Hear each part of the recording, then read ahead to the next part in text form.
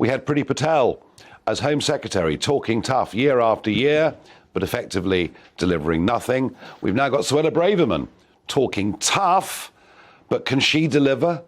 Frankly, when so many in her own party don't appear to be behind her. We've had MPs openly condemning her, some Tory MPs even calling for more migrant hotels to be booked to ease the pressure on Manston. Is this the end game for the Conservative Party? I'll tell you what, if it is, the red wall is gone. Well, let's put all of this to James Daly, Tory Member of Parliament for Bury North. James, you saw the reports from today, Kent County Council, we are at breaking point. It's a scandal. It's absolutely appalling. There's no other word for it. And we, Conservative members of Parliament recognise that, understand that.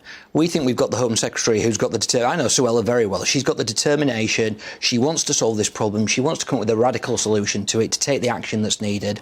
And that's why people like me are backing her. I haven't heard, you know more people than me, Nigel, but I haven't heard these Conservative MPs who are saying things, behind about Suella or being negative about her. The friends that I have are all 1,000% behind her and want her to go out there and take and we could talk all day about this, but the radical action that is needed to, when people come, to get them out straight away. No messing about. James, that's fine. Yeah. We've had this with Priti Patel. She took her position in August 2019. Yeah. Before that big Conservative victory. She talked tough all the way through and delivered nothing. And actually, if you overpromise to the public and underdeliver, they really don't like you for doing that. Do you actually think, whatever Suella believes in, do you actually think that the leadership of this government are going to give her the tools to do the job? I think so. I was with the Prime Minister last night. He's not given me... The Prime Minister is a... Politicians always say this, Nigel, but I'm just being straight with you. He's a good man. He's a decent man. He looks you straight in the eye and he tells you what he's going to do. We asked about this situation. I have full confidence in him. I have full confidence in this Home Secretary.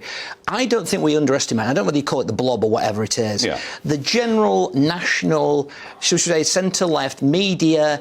the funny thing about this place where we sat here in London is I come down here and it seems a distant land away from where I represent.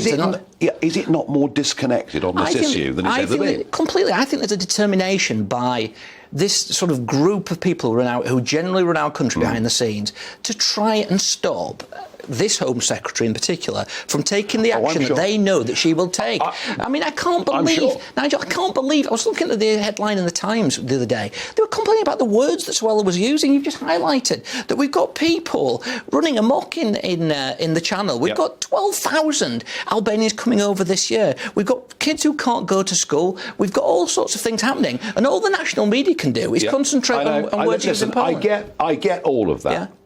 Two final thoughts. One, do we need to leave ECHR? I think we're getting to the point where we're going to have to think very strongly about that.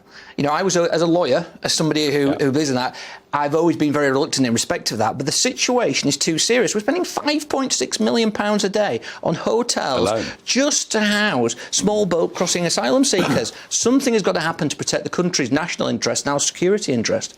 Final thought. If this isn't sorted, is Rishi Sunak toast and will you lose your seat? The second one is people should not vote. I would encourage people not to vote for me if they don't think that I have been part of a government that's delivered on the manifesto and whatever it is that we're going to do.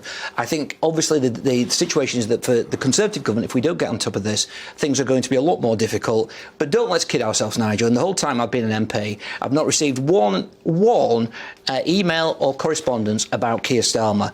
The Labour Party are fully in favour of open-door immigration, this nonsense that we're hearing now. I know. If they were in charge, Nigel, the situation will be 10 times worse. But you know what? I think we've had enough of being told vote Conservative because the other lot are worse. I think we're bored with it. And, you say things will be a lot more difficult if it's not sorted out. That's the understatement of the day. Professor Goodwin says it could be the end game for the Conservative. Not a chance, Nigel. Well, there you are. The optimism of sitting MPs.